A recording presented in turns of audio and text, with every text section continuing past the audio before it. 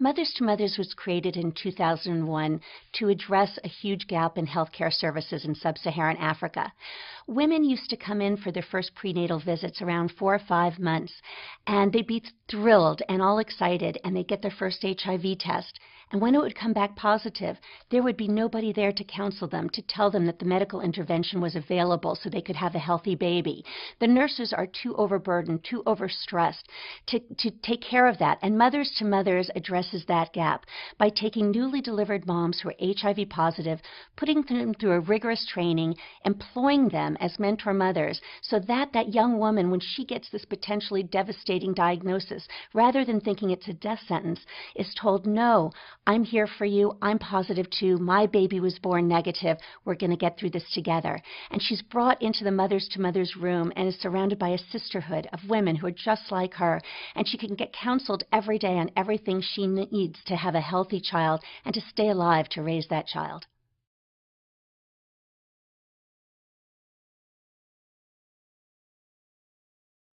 We believe in a world where there is no longer any baby anywhere being born with HIV.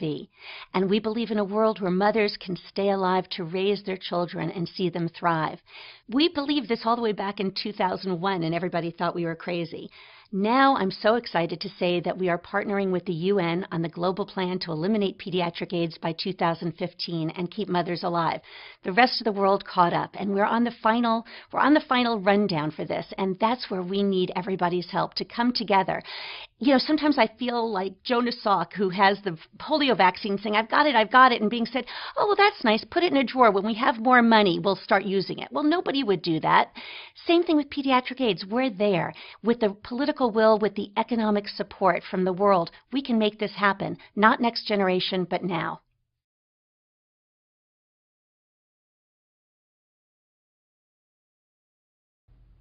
It's our mothers that makes Mothers to Mothers successful. They're the heart and soul of this. Nobody understands what a mother needs better than another one, and she will move heaven and earth to have a healthy child. All we need to do is give her the information and the power so that she can make those healthy choices. You know, we always say medicine does not equal medical care. And Mothers to Mothers, we're providing the care. We're putting the heart back in a very scary, isolating situation. And that's the bottom line. That's the strength of Mothers to Mothers.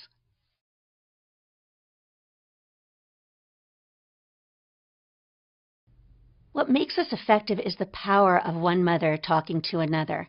The women who come in they're terrified, they feel so isolated, they have nowhere to turn. And yet here's a mentor mother who is there for her, who can answer everything in her own language, from her own community, in a way that she can understand, from the same culture. And she knows how terrifying this is because she's been there herself.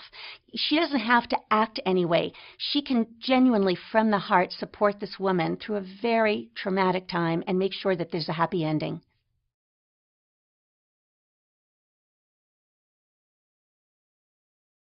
Our metrics of success are really geared around the choices that a mother makes to stay healthy and to have a healthy child. And there are many. They range from they're more likely to deliver in a healthcare facility, which is incredibly important. They're more likely to exclusively breastfeed for 6 months as guided by the WHO guidelines. They feel better about themselves. They feel less hopeless in the world. They're more likely to disclose. They're more likely to know their CD4 counts. They're more likely to practice safer sex. There's so many things that we measure and we count. Some of them are, outcomes and can be, marked on pages, and others really are, you look at the mother and you see the difference you make in each woman that comes through the program.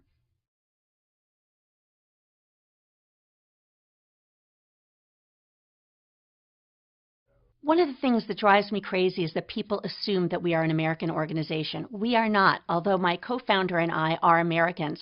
We are based in Cape Town, South Africa, and we did that for a reason. Because although we want to bring American business savvy in, although we want to run this like an American organization, On the ground, we are strictly local. We employ over 1,000 HIV-positive local women from the communities. Within the countries themselves, the entire structure from mentor mothers to site coordinators to regional managers to country managers are all from that country.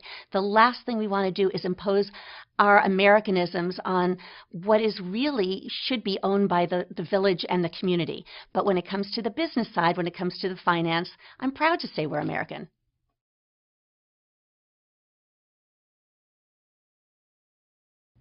Women are transformed by Mothers to Mothers, and I don't know if I can make you understand, but when they come to us, they feel like less than nothing. They can't look you in the eye. They feel valueless. They feel alone. And it's not surprising that they're terrified because, frankly, clinics can be terrifying places in Africa. The first time I saw a labor was when a nurse came along and smacked this woman in the head. I mean, she's in the middle of heavy labor and she gets hit. I said, "What is that?" They say, "Well, it's a clop. She's taking too long. The nurse needs the bed." Oh my gosh, it's no wonder these women are terrified to be there. But Mothers to Mothers changes all that because now, instead of an overworked nurse, there's a nurturing, comforting mentor mother to get these women through this process. And one of the ones that comes to mind is Jacqueline, who lives just outside Nairobi in Kenya. And Jacqueline came to us, and when she found out she was positive, she had so much courage that she was able to disclose to her husband. And what happened was horrible. He beat her black and blue and threw her out of the house. And there she was with a young child and pregnant and nowhere to go. And it was the mentor mothers who brought her in and found her a safe place and nurtured her.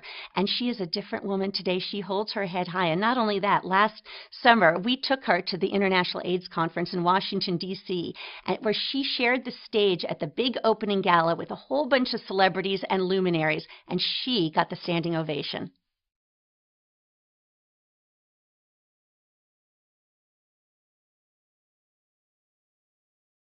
Our original challenge really was about paying women. It was considered blasphemy. I mean, no, but we're going to upset the entire medical system. It's unsustainable. I mean, we were criticized so much, and we kept saying, no, it's not sustainable not to pay women. They need to feel valued, and they need to have the security of, if they're being abused, being able to walk away. The other challenge has to do with that. It has to do with empowerment, which is critically important, and yet it's hard to measure it. You can measure how many babies are born negative. But empowerment, which is really what's going to change social paradigms, it's going to change the face of Africa and how women are treated, that's a hard one to put numbers to.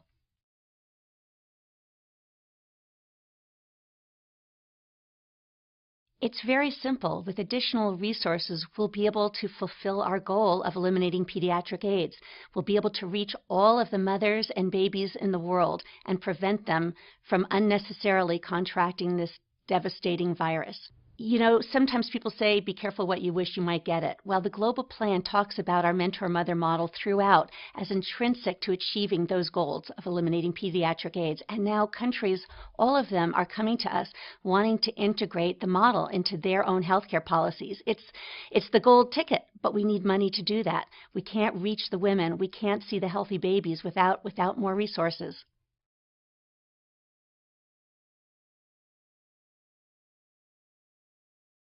I think it's less a question about filling current gaps and more of a question of expanding the program to address need. We want to be able to bring men into the program. Fathers play an incredibly important role and have traditionally been a real challenge getting engaged in Africa. That's an area. We want to really expand beyond preventing mother-to-child transmission once that's taken care of, and use this cadre of empowered, educated women to do all kinds of things that are now needed in maternal and child health, some of which they're already beginning with our expanded model, such as measuring the arms of the babies to determine malnutrition, such as referring for cervical cancer and TB screening, bed nets for malaria, making sure children are getting their vaccinations. We've got now this professionalized group of women that really can make a difference, not just in helping mothers and babies survive, but in helping mothers and babies thrive.